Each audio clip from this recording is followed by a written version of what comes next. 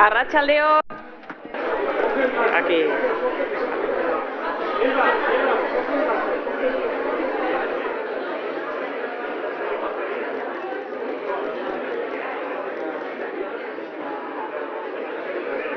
Arratsaldeon guztioi berriro ere. Espero dut disfrutatu izana, berraziko dugu jardunaldia.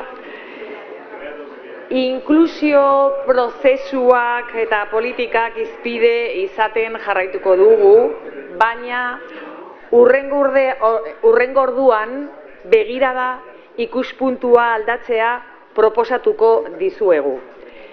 Ikus dezagun orain zer pentsatzen duten hoiei buruz inklusiorako zerbitzu eta zentroen erabiltzaileek. EAPN, la Red Europea de EAPN, Euskadiko Bazterkeriaren eta Pobreziaren aurkako Europako sareak, Euskadin inklusio zerbitzuen erabiltzaileei egindako kontsulta baten emaitzak aurkeztiko dizkigu jarraian.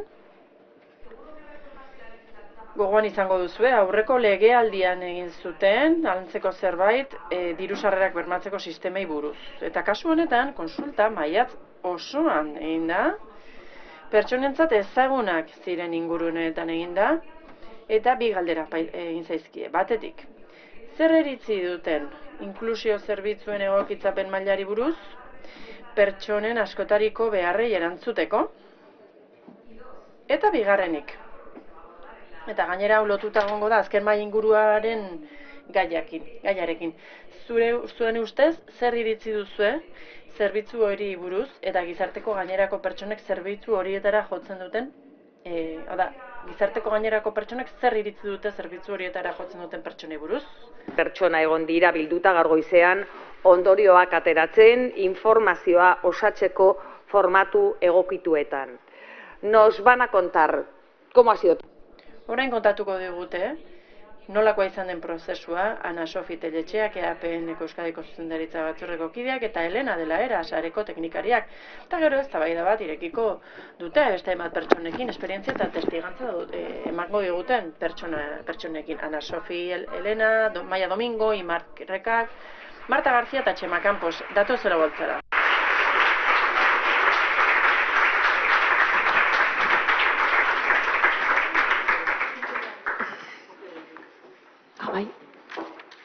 Arratsaldeon guztioi.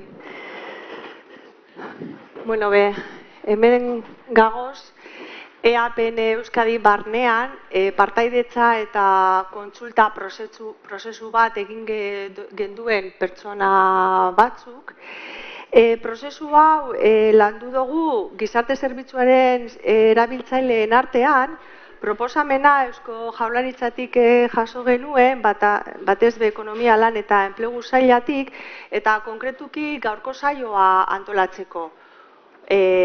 Horretaz gain, informe bat, txosten bat bai sortuko dugu eta helduaraziko dugu Eusko Jaurlaritzari, ez? Se ha desarrollado un proceso de participación. Parte hartze prozesu bat garatu dugu, kontsulta prozesu bat. EAPN osatzen dugun pertsonen artean, eta galdetu diegu pertsona erabiltzaileei. Zerbitzuak beren gizarteratze prozesuetan erabiltzea dituzten pertsonengana jo dugu, enplegu sailetik etorri zitzaigun proposamen hau, gaurko jardunaldian pentsatuta egin dugu lan hau, eta dena den ondorio eta informazioa jasoko dugu txosten batean, zuekin partekatuko dugu nola ez, eta helaraziko dizuegu. Helburuak Bien, los objetivos están aquí, lo voy a desarrollar. Batez be, garrantzitsuena, Euskadiko gizarteratze zerbitzuen erabiltzaileen iritzia ezagutzea zerbitzu hauen buruz, eurek dira jakitunak, esperientzia edo eurek dauki ez. Beste bada, gizartearen gainerakoek, gizarteak orokorrean, eman dezakaten iritziari buruz duten pertzepzioa. Eurek nola ikusten dabe, goiengoko gizartearen ikuspuntua kolektibo honetaz, alboraketaren inguruan dagoen pertzepzioak eta abar. Eta gero, bai eskatu dugu, beraien esperientziaren arabera hobekuntza arloak ekarpenak, proposamenak egitea gizarte politikei, euren esperientzia eta espertizen ikuspuntutik, ze ekarpen aldozkue jakinerazi. Partartzaileen arteko topaketa bat antolatzea zen beste helburu bat, eta topaketa hori gaur goizean eginda, alboko gela baten egon gara danok elkarkututa, ekarpenak zabaldu dugu taldeari eta horbe bai eztabaida eta elkarrizketa bat jaso dugu, ze gure ustez ellas eran las primeras. Pertsona erabiltzaile hauek dira. Parte hartze prozesuaren ondorioen berri izan behar zuten lehenak, gure iritziz, eta horregatik goizaren bigarren partean beste areto batean bildu gara hori dena egiteko. ¿Cómo lo hemos organizado, ¿no? Nos pusimos en contacto. Harremanetan jarri ginen, EAPN-eko parte garen erakunde desberdinekin, zerbitzu jakin batzuk identifikatu dira, inklusio zerbitzuekin lotura duten erakundeak, interesa zutenak, eta horietako pertsona erabiltzaileak gainera interesa zuten konsulta prozesuan parte hartzeko. Pertsonek berezko lekuetan hartu dute parte, horrek elkarrizketa eta konsulta erraztu du noski, baina horrez gainera talde natural horiek osatzeko beste elkarrizketa batzuk ere egin dira, banakakoak, eta agenda arrazoiengatik egin da horrela, edo pertsona jakin batzuk banaka prezeuden beren iritzia emateko, eta horregatik egin zaie elkarrizketa banakakoa. Diseinatu zen metodologia, urratsak eta nola egin bertzen informazio bilketa guztia, zer nolako galderak egingo ziren zein helbururekin, eta prestatze saio bat egin zen zerbitzu horietako erreferenteekin. Eta saioa audio bitartez jaso zen, eta idatzizko ondorioen bitartez ere bai, eta hori helarazi zitzaion idazkaritza teknikoari, gure lankide Helenari, eta eduki analisi horretatik atera ditugu guk gaur aurkezten dizkizuegun ondorio hauek.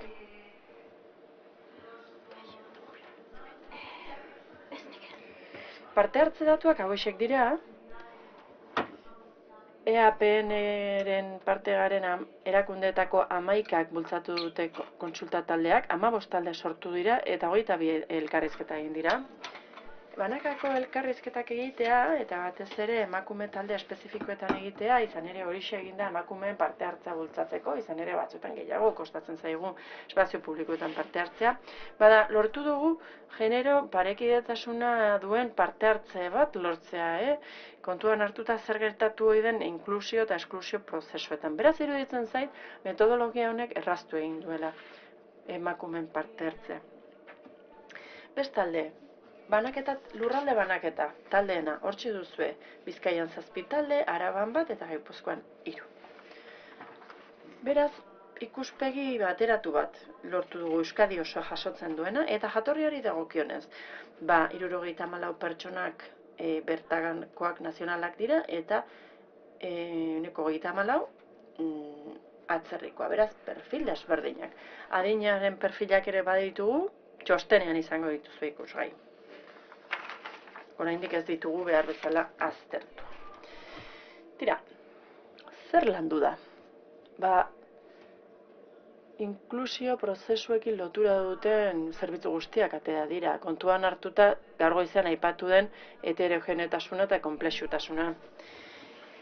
Zerbitzu sozialen sistema osoa landu da, lehen mailakoa, bigarrenekoa, mendekotasuna, esklusioa, pisu tutelatuak, oinarrizko zerbitzu sozialak, larrialdi sozialeko laguntzak, sistema osoa,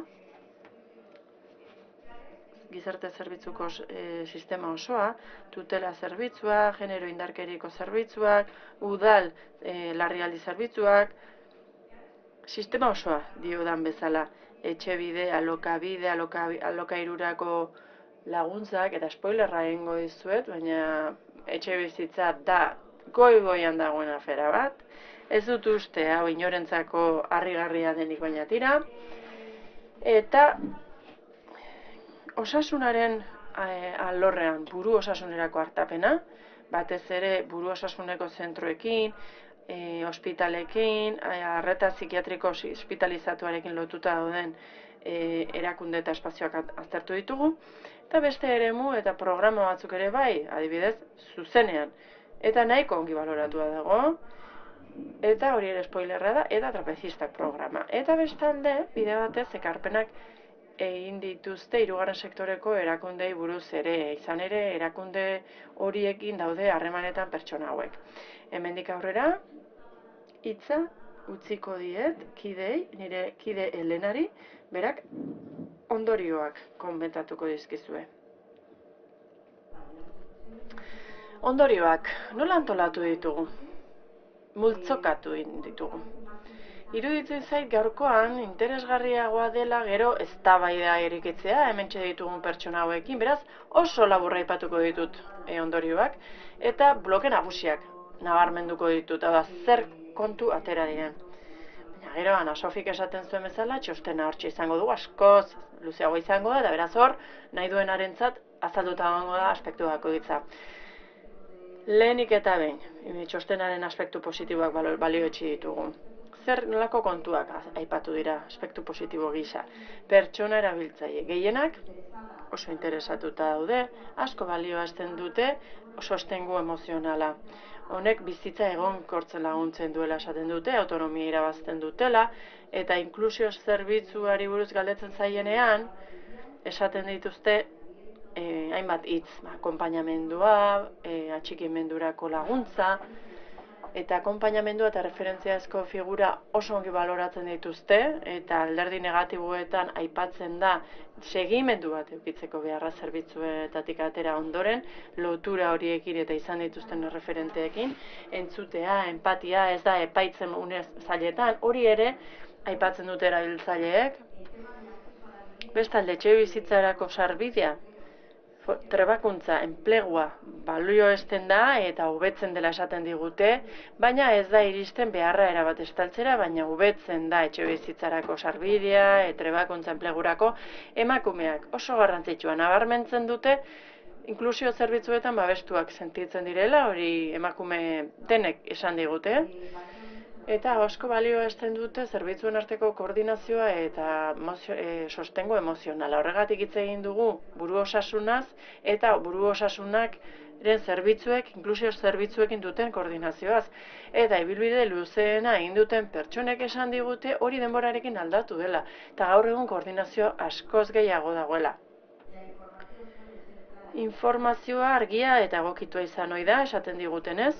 Balioesten dute inklusio zerbitzuek egokitzeko gaitasuna dutela pertsonen beharretara, haiek ondo uler dezaten eta erabakiak hartu ditzaten, eta profesionalen ahalegina ongi balioesten da. Zehazki, asko balioesten da, hezitzaileen lana, gizarte integrazioko figurak, gizarte langileek egiten dituzten deribazioak, eta kasua ezagutzeko pasatzen duten denbora, deribazio on bat egiteko, hori ez da beti gertatzen, esaten dutenez, baina gertatzen denean deribazioa egokiagoa da.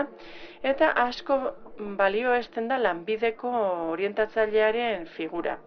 Eta kontsulta egin genuenean RGIren inguruan, hau etzen aipatu, baina orain aldaketak egon dira dirudienez eta figura hori asko balioesten dute batez ere emakumeek. Lanbideko zerbitzura iristen dira eta orientatzaileak bideratzen ditu inklusio zerbitzuetara. Eta beraz hori interesgarri iruditzen zaigu, oso aldaketa positiboa delako. Hobekuntzarako eremuen arteak itxaronaldiak, hori da gehien aipatzen dena, kontuan hartu behar dugu pertsona hori prekariotasun egoeran daudela, beraz hilabete itxoete adibidez asko da, ulertu behar dugu pertsona hori sufritzen ari dela prekariotasun egoera horretan, egonaldi denbora laburra da, eta batzuetan prozesuak ez dira bukatzen, denbora mugatua dutelako zerbitzuetan eta atera egin behar dutelako, ateratzen dira hasiera baino hobeto, baina prozesua bukatu gabe. Eta hori da, pertsona gazteek gehien eskatzen digutena batez ere, trebakuntza prozesuetan daudenean esaten digute, trebakuntza laburrak egin behar dituztela, eta badutela kasu askotan gaitasuna beste ikasketa batzuk egiteko, luzeagoak. Eta beraz hori jakin behar dugu, ezinezkoa dela, bestela enplegu on bat aurkitzea, beraz hori oso kontuan hartu beharrekoa. Lehen aipatzen genuena ere bai, segimendu falta baliabideetik ateratzen direnean.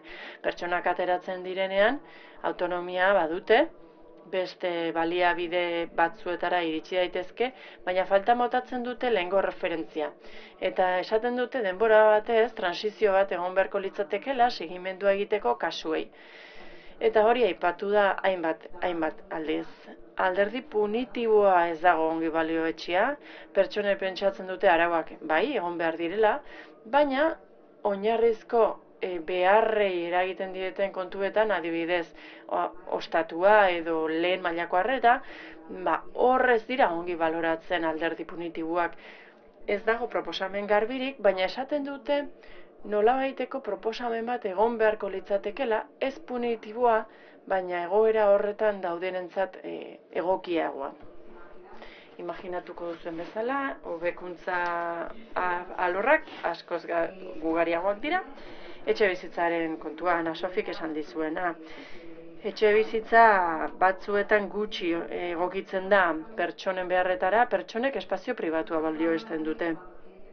Eta ez dute gustoko gela partekatu behar dutenean, adibidez aterpetxeetan egon behar dutenean beste pertsona ugarirekin, eta ez dagoenean espazio pribaturik kasu askotan, batez ere emakumeen kasuan. Eta beraz hau asko, oso negatiboki baloratzen da, baina gainera, irteeran etxe bizitzari dagokionez ez da alternatiba egokirik egoten pertsona hauek dituzten diru-sarreretarako, askotan gutxi irabazten dute eta. Lehengo topaketan hainbat proposamen egin ditugu alokairuko konturako.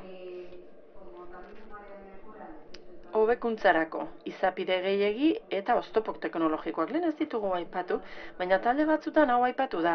Oztopo teknologikoen ondorioz geroz eta azkarrago doaz gauzak, baina pertsona batzuek ez dituzte baliabideak, adibidez dokumentu bat inprimatzeko edo dokumentu bat plataforma batera igotzeko. Beste pertsona batzuk oso mugatuta daude, ezagutza falta dutelako, bi arazoak daude. Bestalde informazioa ahalik eta gehien egokitzen da pertsonengana, baina hor iritzi desberdinak zeuden. Batzuk esaten zuten, behar zuten informazio dena etzela ematen, asko xehetasun gehiago behar zutela, eta beste pertsona batzuk informazio gehiegi dagoela pentsatzen dute, gehiegi da beraientzat.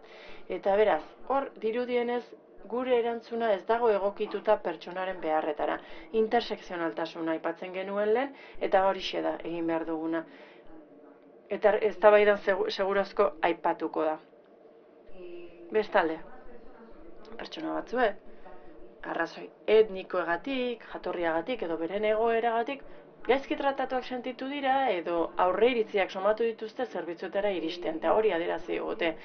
Eta lanbide da balioespen negatiboena duen zerbitzua, diru-sarrerak ukitzen dizkigutenean noski, hori gertatzen da.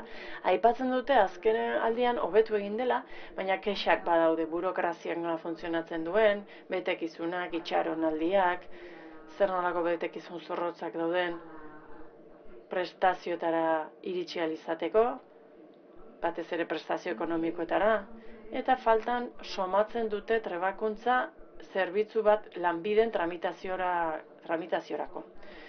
Hori aipatzen da prestazioei buruz konsultatzen dugun bakoitzean. Gero, esaten dute, adibidez, 3 urte itxaron behar direla betekizuna betetzeko, eta gero beste 3 itxaron behar dituzte, prozesua luzeegia da kontuan hartuta pertsona horiek oso egoera prekarioan bizi direla. Eta, aipatu dituzten beste kontuetako bat da, lanbidek ez diela lana aurkitzeko balio izan. Hurrengo galdera, azkarrekin noa, gero denbora gehiago uzteko. Galdetu dugu intersekzionaltasunaren inguruan. Persona desberdinen anitzen beharrei erantzuten aldie, ondorioa da sistemak laguntzen duela, baina ez dituela behar guztiak betetzen. Erantzunak estandarra dira, ez dira egokitzen, sistema aldatuz doa, personak luzaroan, zerbitzuetan daudenean esan digute, bai, hemen aldaketak egon direla, baina oraindik ere lana gelditzen da egiteko, pertsonak anitzek dira, eta beraz, behar zehatzak ikusteko hobetu behar dugu, eta sistemak egokitu behar du, eta ez pertsonak sistemara. Bestalde, zaintzen duten pertsonak, aurra dituzten emakumeak, pertsona nagusiak zaintzen dituzten emakumeak, horiek askoz hobeto balioesten dute sistema, eta eskaintzen zaien erantzuna. Zaintzen dituzten pertsona horiei erantzuna ematen baldin bazaie, orduan galdetzen badiezu esaten dizute. Bai, seme-alabak zaintzen dizkidate, balioespena egin didate, mendebrotasun balorazio egin didate adibidez amarentzat eta egoitza batera emango dugu. Hau oso adierazgarria da, gure kasuan, emakume bakarrik izan digute. Hori ere, bada, adierazgarria ez da. Eta bilakaera. Aipatu da, erantzuna zaila dela baliabidez aldatzen zarenean. Hau da, itxaronaldiak eransten dira, eta aurrera egin denean, edo atzera egin denean, eta baliabide berean gelditzen direnean, itxaron egin behar dute, beste edozein baliabidetara iritsi ahal izateko. Akonpainamendua asko balioesten dute, baina malgutasun falta somatzen dute. Esaten dute badago erantzun katalogo espezifiko bat, ez dago denerako erantzunik, hori komplikatu izango litzateke, baina batzuetan pertsonek oso denbora gutxi dute katalogo horren barruan erabaki bat hartzeko, eta batzuetan ez da errespetatzen, ez dagoelako denborarik eta beste pertsona batzuk zain daudelako, ez dela errespetatzen pertsonek behar duten denbora hori erabaki bat edo beste hartzeko erantzunak mugatuak direlako esan dugun bezala. Pertsona atzerritarrek askoz oztopo gehiago dituzte beren egoera regularizatzeko. Eta proposamenei dagokienez.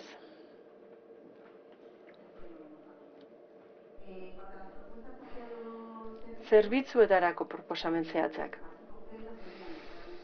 Informazio hasieratik hobetzea kontuan hartuta pertsona bakoitzaren beharrak zein diren, trebakuntza eskaintzea profesionalei genero, kulturaniztasunaren inguruan, hor kontuan hartu behar dira aldagai guztia.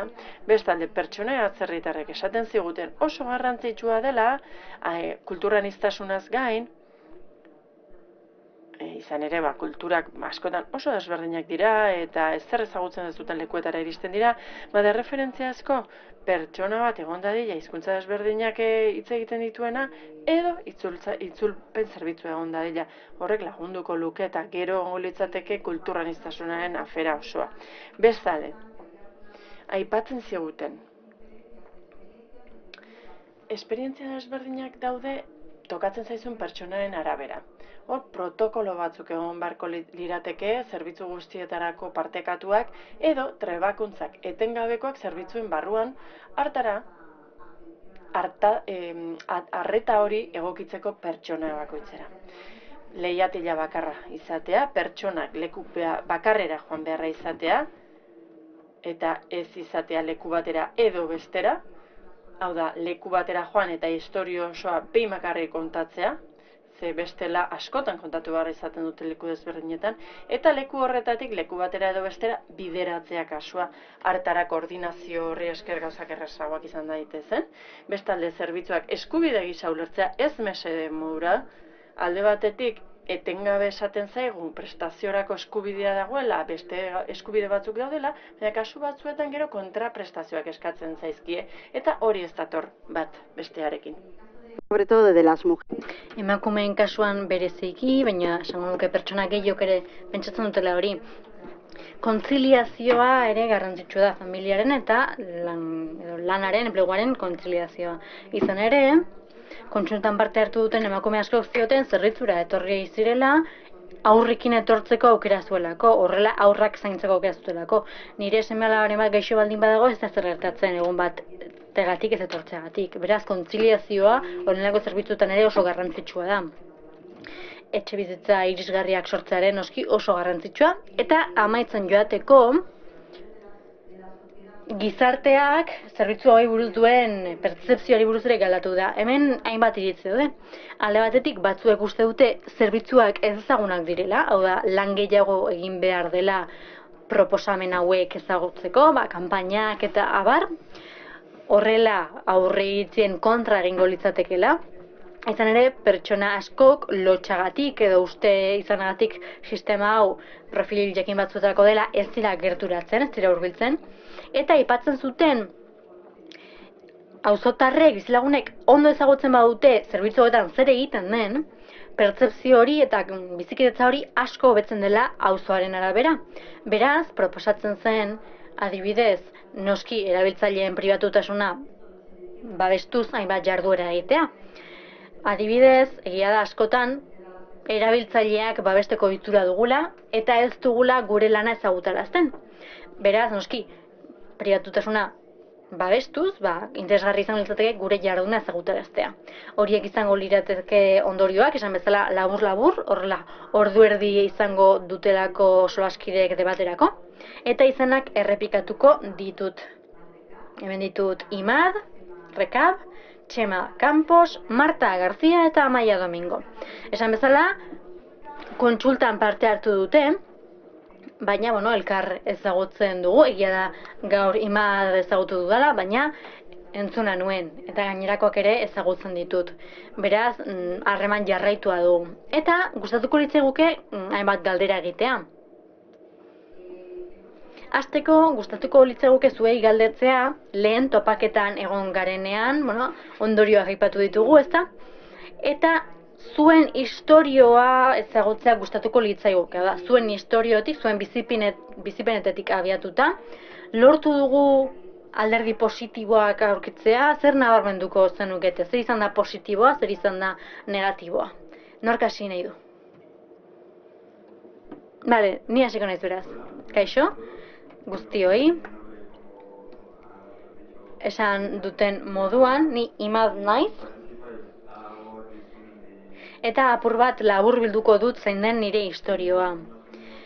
Nik 3 urte daramatzat hemen, 3 urte 8 hilabete, eta, migrazio prozesu bat bizi izan dut. Egia da beste esperientzia batzuekin alderatu da ez dela bereziki zaila izan, baina ez da erraza izan niretzat. Eta hainbat programatan hartu dut parte, hainbat elkarterekin eta bar, eta egia esan, programa horiek nire egoera hobetzeko baliagarri izan dira. Izan ere, bertara heldu nintzenean, beste kultura, beste herrialde batetik nentorren, ez nekien bertako hizkuntza hitz egiten, eta ez nuen bertako inolako ezagutzarik. Eta apur bat borroka egin behar izan dut. Dena den programa hauei esker, ibilbidea errazagoa izan da, informazio asko partekatu duten nirekin, eta horri esker egoera hobetu izan dut. Dena den, ez da nahikoa izan askotan. Egia da, bertara heldu eta nintzela legalki sartu, baina hemen ilegalki egon naiz, horretara behartu naute, eta 3 urte pasa ditut hemen, oraindik prestakuntza jasoaren ez dut lan egiteko baimenik. Nire, ikasketak egin dituen herrialdean, nire herrialdean, eta ez dut lan egiteko aukerarik izan. Egia da, programa horiek hezkuntza laguntza eman didatela, prestatzen jarraitzeko, baina aldi berean ez da nahikoa izan, bizitza aurrera eramateko. Eskerrik asko Imad, hurrengo puntuari ere erantzun diozu, ezta ea zerbitzuek laguntza edo erantzuna eman dizuten zure premientzako. Zuek zerbait aipatu nahi duzue, alderdi positibo edo negatiborik? Bai, Amaia, zure da ditza. Bai, ni Amaia naiz, Zubietxetik nator, eta nire kasua aipatuko dizuet. Nik 6 urte daramatzat hemen, eta, nire ibilbidea apurkakoa izan da, aurrerantz egin dut, baina une honetan, apur bat galduta nabil nolabait esatearren. Zoritxarrez, oinordekotzan kantitatea jaso du, zoritxarrez, bai, zoritxarrez diot. Izan ere, oinordekotzan jaso dudan kopuru horrek, baliabidetatik kanpo uzten nau, baina ez dit ezer ematen. Hau da, askoz ere galduago eta kalean ikusten dut nire burua. Hau da, ez dut inolako irtenbiderik. Eta nik egoera horretan jarraitzen dut. Nik nire ibilbidea gina nuen, eta ulertzen dut, hemen nagoela, ez dudalako etxe bizitzarik, ez dut nora joan. Beraz, etxe bizitzari jatzen nion, eta esan zidaten, nire kabuz moldatzeko. Hori izan zen haien erantzuna. Beraz, ez dakit zer egin. Nik erantzun bat nahiko nuke etxe bizitzari buruz, badakit egoera oso kaskarra dela, baina uste dut irtenbidea behar dudala.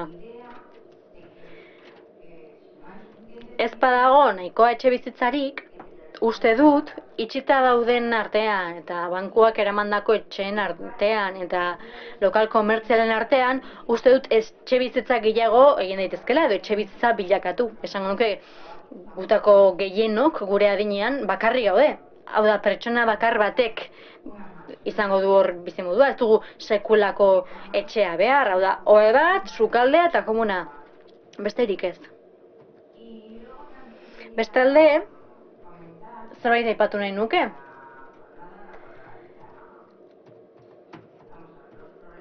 Zer arazo ditugun enplegua lortzeko. Nik ez diot niregatik, ez dut niregatik esaten, baizik eta nire alabagatik adibidez. Nire alabak lan egitari utzi dio, arazoak dituelako nire bilobarekin. Beraz, lan egiteko duen ordutegi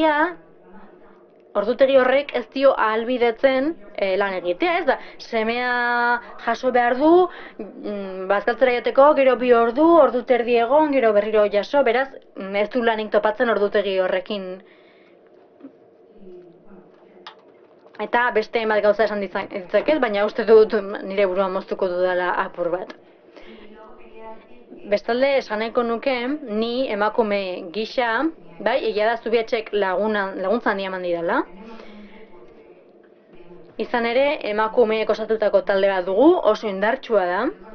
Eta nik uste dut, deitzen diguten edozein tokitara joten garela, eta deitzen ez gaituzten tokietara ere, bai. Bai, hori da, emakumeentzako soilik da, eta hori frogatzen ari dira. Hori da, beste erakunde batzuekin biltzen gara, proposamenak egiten ditugu, edo tailerak, edo lantegiak, edo dantzak egiten ditugu. Hori da, horrelako kontuak egiten ditugu. Eta hori da gure aisialdia, ezta? Eta beste emakume batzuekin partekatzen dugu.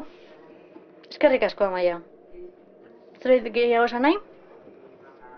Ni Marta Garzia naiz, eta nire Zubietxe erakundean nago. Oso gaizki heldu nintzen bertara, alkoholarekin arazoak izan ditut, oso haserre nengoen garai hartan. Izan ere, bizitegira bidali ninduten, eta egun batetik bestera, bizitegik esan zidan, Zubietxera joan behar nuela. Eta nik, barkatu, nora?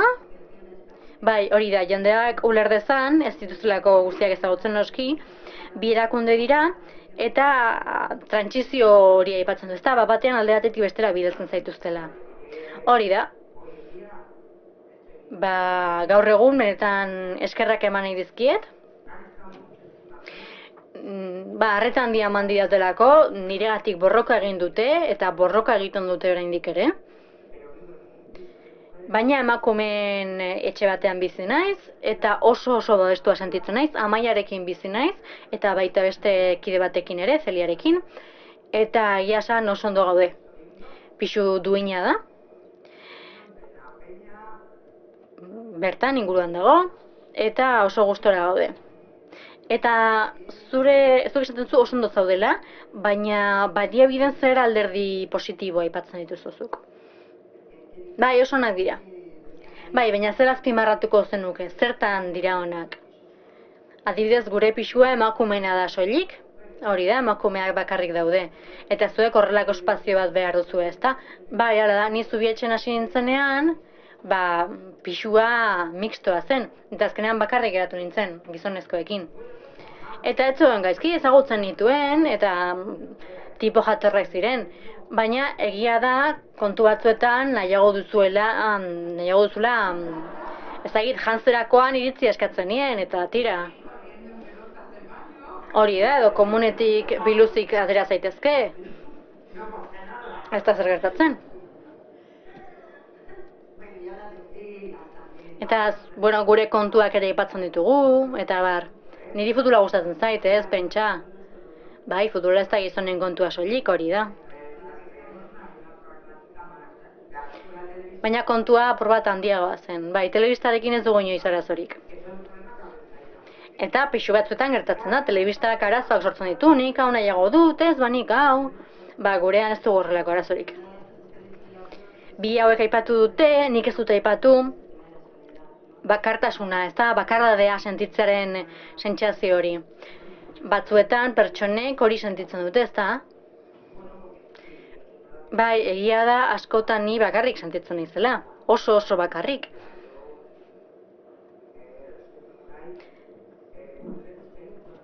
Nik txakurra beharko nuke bizitzan, sentitzen dut besteengatik, baina nik uste dut txakurra izateak depresio honetatik aterako nindukela, behin egin zuen.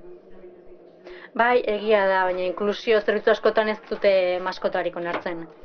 Ni goizean irteten naiz, epara joten naiz, bueno, tailerra joten naiz, eta gero batzuetan agian, ba, bueno, etxe horira joaten naiz, oso ondo dago. Bai, bat, hainbat zerbitzu aipatu dituzu, ezta?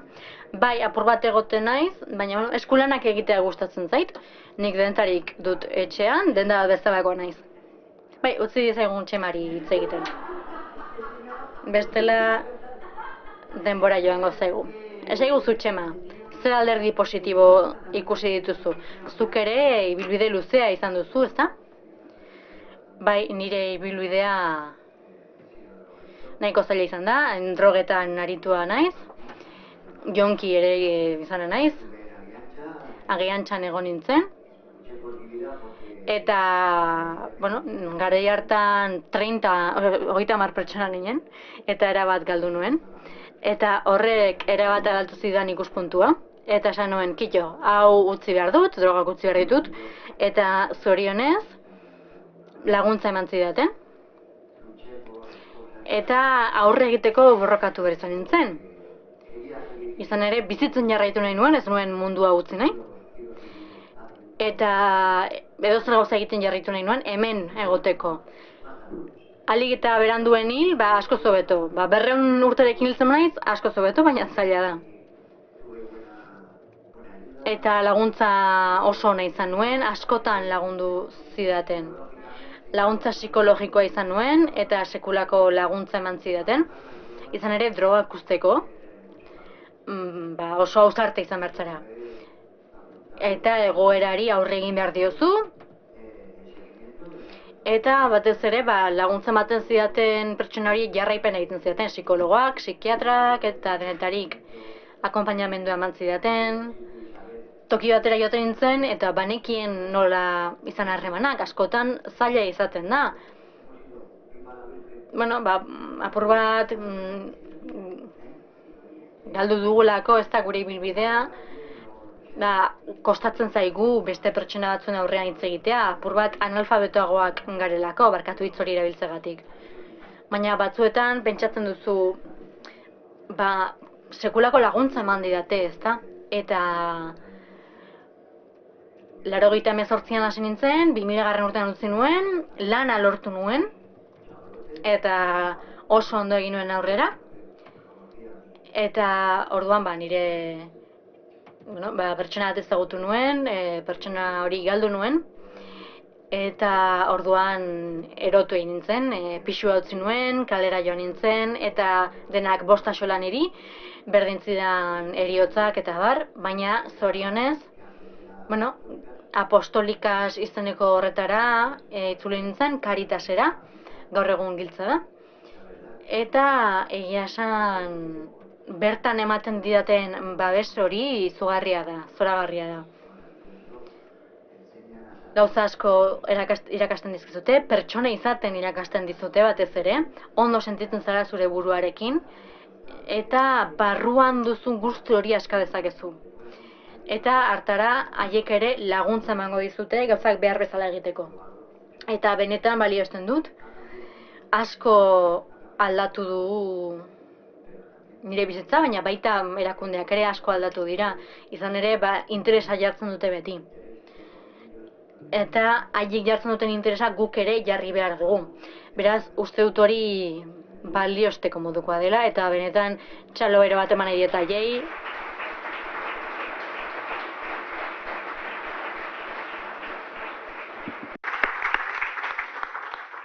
Pues muchas gracias. Eskerrik asko, esan diguzunagatik.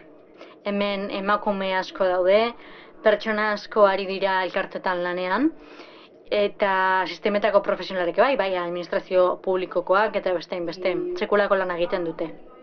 5 minutu hauetan, beste zerbait egingo dugu, izan ere batzuek zerbait komentatu nahi zuten, hori gero egingo dugu. Bai, zuk esandako dena entzuten dute, kontu zibili. Nik gauza bat esan nahi nuke, besterik gabe. Laguntzen eta babesten gaituzten hoi, zaintzen gaituzten hoi, zer esan nahi diet, zeinik zaintzen zaituzte. Izan ere, sekulako presioa daramate bizkarrean, arazoei aurre egiteko, eta esan bezala, zaintzaileak behar ditugu gure zaintzaileentzako.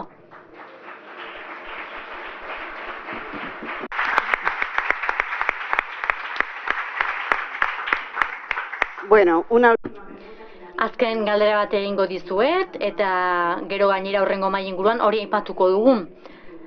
Zer pentsatzen duzue zuek? Zer uste du gizarteak inklusio zerbitzuei buruz eta pertsona hauei buruz? Aipatu dugu apur bat ondorioetan ezagutza falta handia dagoela, ezta? Adosta bete? Bai. Eta zuek zer proposatuko zenukete?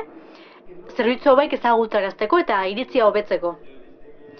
Nire ikuspuntutik, esango nuke sentsibilizazioa garrantzitsua dela, zerbitzuei buruzko sentsibilizazioa, baina batez ere, zerbitzu hauetara joaten diren kolektiboei buruz. Osando, bai.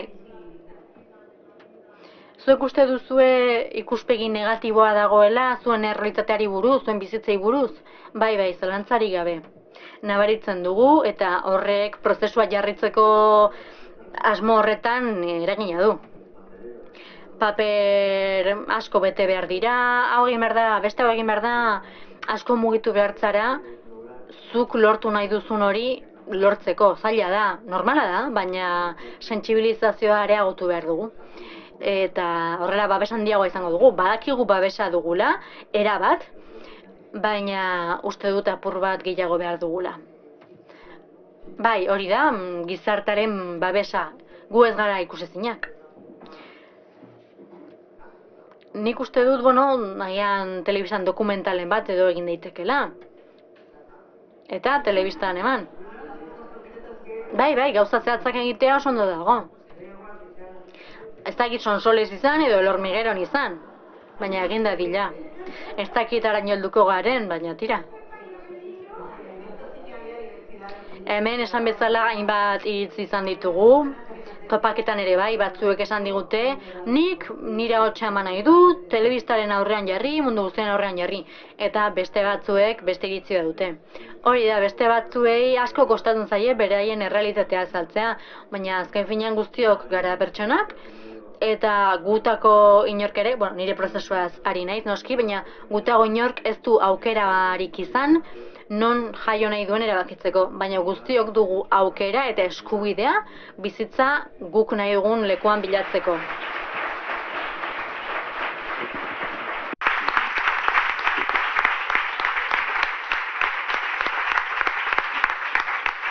Muy bien, pues... Ongi iruditzen bazaizue, minutu batzuk utziko ditugu, okerrezpanago, goizean egon diren kidetako baten batek zerbait aipatu nahi zuen, ezta? Jezabelek zerbait aipatu nahi zuen, okerrezpanago. Mikrofonoa emango dizute, bai, mesedez altxaskua. Azaldu dugu, jende asko zegoela, mikrofonoak egongo zirela. Kaixo, arratsaldeon. Apur bat oharrak hartu behar izan ditut ez azteko, nire izena Jezabel da, Jezabel Soler, Barakaldokoa naiz. Eta goiziriko erabiltzaileetako bat naiz, 2023an hasi nintzen, azaroan. 47 urte nituen, badirudi atzu izan zela hori. Eta 47 urte horiek aipatzen ditut, bueno, adina apur bat dudalako, eta badirudi edozein unetan bizitza kolpe bat emango dizula, eta etxegabe egongo zarela, ezta? Bueno, nahiko bizitza normala izan nuen, eta batean hori, sekulako kolpea jaso nuen. Eta nik aipatu nuen lehen gauza zera da. Gauza asko aipatu dira, hainbat baliabide aipatu dira. Bai, apur bat eseriko naiz, axola ezpadizue. Esan bezala, baliabide asko aipatu dira. Baina nik adibidez, nire kasua, bi seme-alaba ditut, eta naiz noski. Uneotan banatuta gaude, nire bi seme-alabak tutelatuta daude, diputazioak tutelatzen ditu, eta haien artean ere bereizita daude. Ni pixu tutelatu batean ere nago. Eta badaki nolabaiteko baliabideren bat dagoela familiak elkarrekin egoteko, ez naiz soilikari amei buruz, aiten kasuari izan daiteke, ezta? Baina, guraso bakarreko familia horiek elkarrekin egoteko aukera, ezta? Ez banatzeko, uste dut garrantzitsua dela elkarrekin egotea. Eskerrik asko. Bestalde, barkatu. Beste gauza bat esan nuen, unkitu egin naiz eta beste gauza bat esan nuen, ikusgarritasunaren kontu hori.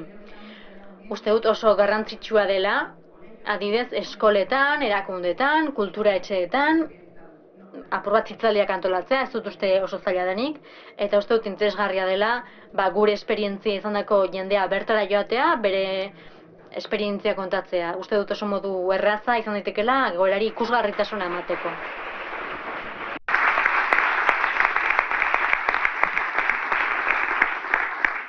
No sé si tenéis algún... Ez dakit norbaitek galderarik duen.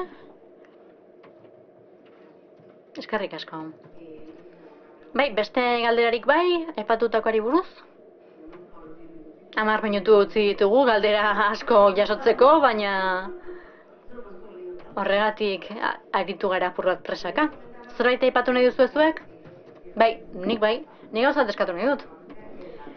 Normalean elkarteetan, hainbat elkartetan, hezitzaileak behar dira. Beharrezkoa da hezitzaileak izatea. Izan ere, jende asko gaude bertan. Ez dakit zema pertsona garen, eta ez dakit hezitzaile bakoitzak zema pertsona hartatzen dituen. Baina uste dut pertsona asko garela. Eta noski bakoitza den erakoa da, bakoitzak bere arazoa du. Eta uste dut hezitzaile gehiago behar ditugula. Hezitzaile gehiago, laguntza gehiago, elkartetarako, eta hori, langile gehiago izatea. Batzuetan, zama izugarria dute. Eskerrik asko. Bai, nahi gauza bat aipatu nahi nuke. Kontua ez da hezitzaile gutxi izatea, baizik eta prestakuntza gutxi izatea, prestakuntza falta hori. Ulertzen dut, hezkuntza edo prestakuntza prozesua egiten dutela lan egiteko, baina azken finean programak aldatu egiten dira eta hobetu egiten dira, baina batzuek aukera izan dute prestakuntza gehiago jasotzeko eta beste batzuek ez hainbeste. Beraz, legeak aldatzen diren edozein unetan edo programak aldatzen direnean edo programa berriak sartzen direnean, uste dut garrantzitsua dela hezitzaileek ere prestakuntza izatea. Azken finean, profil desberdina dira eta pertsonakoitzak bere premiak ditu. Hori landu behar da apur bat.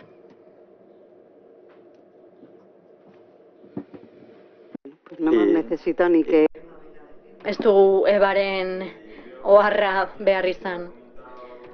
Bai, nire kideak ere aipatu du, eta egia da, apur bat gustatuko litzaidakela gehitzea, ni prestakuntza jasotzen ari naizela, integrazio sozialeko ikastaro bat egiten ari naiz. Eta egia da, baliabideak aipatzen direla, erabiltzaileentzat, baina hezitzaileentzako baliabideak ere behar dira. Azken finean, lan honek asko erretzen du.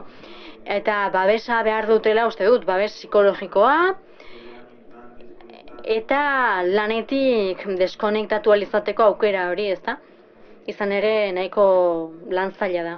Bai, niri gustatuko litzaidake, politikari jaun anderei, bai, hemen zaudete eserita, gustatuko litzaidake haiei esatea, hemen aipatutako guztia, Laurok eta besteek esan duten guztia kontu hartzea, ez dakit agian bilera edo debateren bat egin beharko litzateke, aipatutako guztiari buruz, hain zuzen ere egoera hau hobetzeko eta guztiontzat onuragarria izan dadin.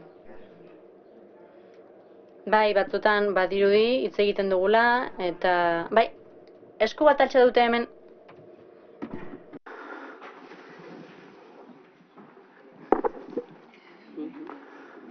Sí, a las personas que... Bai, pisuei buruz hitz egin duzuen pertsonok nola harrematzen zarete bizilagunekin? Gure harremana oso ona da, bai. Bai, zuetxe nahiko oso txikia da, eta hori garrantzitsua da jakitea. Bai, hor, peñat bat dugu, hainbat pixu daude bertan, eta jendea oso gustora dago. Bai, ni bizilagunekin oso ondo moldatzen naiz, ez dut inolako arazorik edo... Zuek arazo gehiago dituzue agian? Ez, nik ez dut arazorik bizilagunekin, eta zerbait gertatzen denean, beti deitzen digute hitz egiteko, edo aizu, hau egin behar da, edo beste egin behar da. Eta gugana jotzen dute askotan, badakitelako gure proiektuan aurrera atera nahi dugula.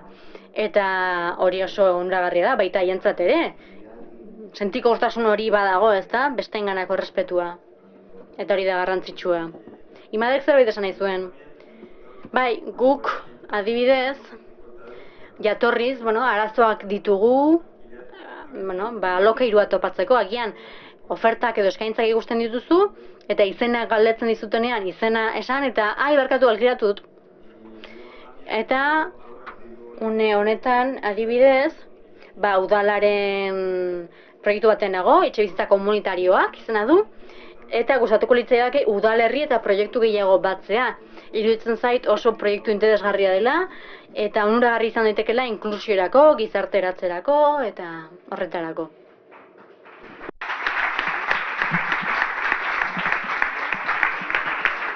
¿Les puedes decir quién eres? Esango diguzu nortzaren mesedez. Bai, ni Alfonso naiz, eta enplegorako sailburu ordea naiz. Alde batetik eskerrik asko hemen egoteagatik, zuen egoera kontatzeko, eta benetan esan nahi dizuet zuen esperientziak entzutea oso baliagarria zaigula, eta benetan zuen proposamena jasoko dugu. Hala egin genuen aurreko legegintzaldian, eta uste dut prozesu hartan ere, hori da, diru-sarrera bermatzeko errentaren lege horrek, apur bat burua edo gogoamena irekizigula, ezta? Aurpegiak ezagutu izan genituen. Eta benetan, lege horretan, zuek aipatutako kontuak sartu ditugu. Beraz, ildo horretan, uste dut oso lan garrantzitsua egin duzuela. Azken finean, apur bat laburbildu diguzue zuen lana. Eta nik uste dut, ikertu dezakegula, noski, sailburuaren baimenarekin, aurkezpen zabalago bat egin dezakegu, ezta? Adibidez, inklusiorako Euskal Kontseiluan. Eta diru-sarrera bermatzeko errentaz gain, hor beste sistema batzuk daude, ezta? Beste babeserako sistema batzuk, udaletxeak, hirugarren sektoreko erakundeak, eta horrela lor genezake, apur bat zuek guri azaldutako ikuspegi hori zabaltzea, eta ondo entzutea eta politiketan sartzea horretarako egiten dugu. Batzutan gehiago asmatzen dugu eta beste batzutan gutxiago, baina gure asmoa hori da zuei entzutea, aurpegiak ezagutzea eta horren arabera ahalik eta egokienak diren erabakiak hartzea. Noski batzuetan hanka sartzen dugu, baina bai, ea etxebizitzan ere saiatuko gara. Ziur lortuko dugula. Favorez nahi etxebizitza zerbitzua behar dugu. Bai, sailburu ordeak darama, bai. Hori erengo dugu, eskerrik asko.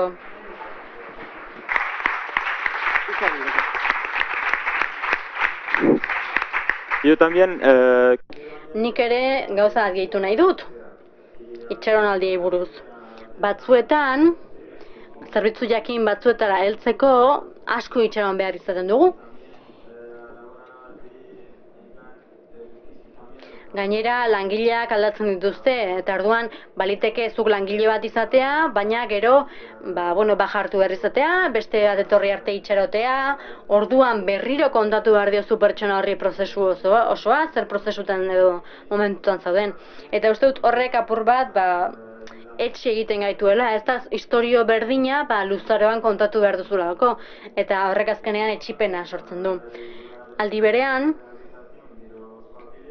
paperak erregularizatzea ere garrantzitsua da. Bertara, ilegalki heltzen bagara, gure etorkizuna eratzeko da, gure bizitza eratzeko. Eta horretarako 2 edo 3 urte itxaron behar izaten dugu lan egiteko baimena lortzeko. Baina gaitasunak izan da ere eta prestakuntza izan da ere, lan egiteko aukera lortzen duzu. Baina baimen hori gabe, lan egiteko baimenik gabe, ez duzu babes ekonomiko hori izango, eta beraz beste zerbitzu batzuetara jo beharko duzu. Eta zerbitzu horietan lana edo etxe bizitza bilatzeko zaila izango duzu. Uste dut gai horri itzuli bat eman behar diogula. Quería meter prisa, ¿eh? Muy bien. No quería meter prisa, solo quería ver si algo... Ikusi nahi nuen, norbaitek bidea ematen zion hurrengo mailari. Hurrengo mailan pertzepzioari buruz hitz egingo dugu, baina gizarteak zer pentsatzen duen ikusiko dugu, hemen gaudenok, zer pentsatzen duten, kalean dauden horiek, zer pentsatzen duten politika hauei buruz, inklusio sozialeko politikei buruz eta zuei buruz erabiltzaile gisa. Ez dakit, zerbait esan nahi duzue, zer pentsatzen duzue? Nola pertzibitzen zaituztete? Eta laguntzak? Tira, nire ikuspegitik denetarikoa aurkitu dut. Batzuek ulertzen dute zer nolako egoeran zauden, baina beste batzuek esaten dute horretara bakarrik gatozela. Denetarikoa dago. Bai, aurrekoan adibidez esan zidaten. Nire nintzen isildu, baina esan zidaten. Hemen geroz eta jende gehiago dago RGI kobratzen duena. Eta nik esan nion, oso erresa, utzi zure lanpostua eta kobratu RGI-a, eta egon ni nagoen bezala. Baina lehenengo pasatu kalean bizi eta segi nire urratsak RGI-a kobratzeko, partekatu pisua. Ea gustatzen zaizuen. Nik ez dut RGI-a kobratzen nahi dudalako. Eta gainera esaten digute batzuek laguntzetatik bizi garela, zergatik ez duzu lanik egiten, nire kasuan adibidez, nik badut egoitza baimena, baina ez dut lanerako baimenik. Eta hori da, gertatzen dena, ni lagunetzetatik bizi naiz ezin dudalako lanik egin. Ez da ez dudala lanik egin nahi, nik egin nahi dut lana, eduki ditut aukerak, lan aukerak. Enpresa batzuek kontratatu nahi ninduten, baina ez dut betetzen baldintza. Eta horrek are gehiago ilegal bihurtzen gaitu. Gauzatxo bat esan dezaket? Ni ere kanpoan sentitzen naiz. Nik lan egin nahi dut, baina debekatu egiten didate. Infarto bat eduki dut eta debekatua dut lan egitea. Baina hori da nire pentsamendua. Nik lan egin dezaket. Nik zerbait egin dezaket. Aurrera ateratzeko berriz ere. Eta ardurak neure gainartzeko, nire gastuen ardura, nire bizitzaren ardura, eta aurrera jo. Baina utzi didaten pentsioarekin, frustrazioa dut. Eta aldatu dezakegun, eta aurrera atera gaitezken, horixe da nahi dudana. Ez dakit zer iruditu zaizuen, baina oso interesagarria da, aurrez aurre ezagutzea zer pentsatzen duten pertsona hauek. Zuek lanean zaudetenean horrelako pertsonengan pentsatzen baituzue, txalo bat. Amaia Domingori, Ana Sofia Telletxea, Elena de la Era, Marta García, Imazrek Bach eta Jose María Campos. Correctivo. No, por aquí sí.